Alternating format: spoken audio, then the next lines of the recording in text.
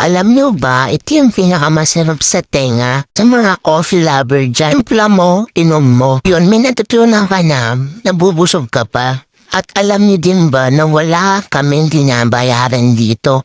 Lahat obligasyon ng TESDA at ang school na to. Sa mga naghahanap, sa Bukawi lang po ito, dito sa may Colegio de San Martin.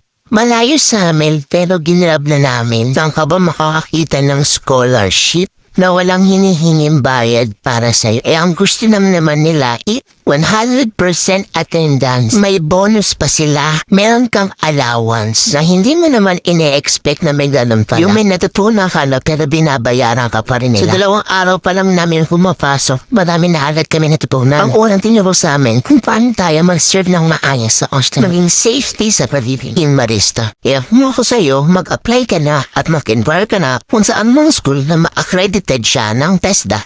Kung wala kayong mapagtanungan, pwede naman mag-search na lang kayo sa Google. Bye-bye!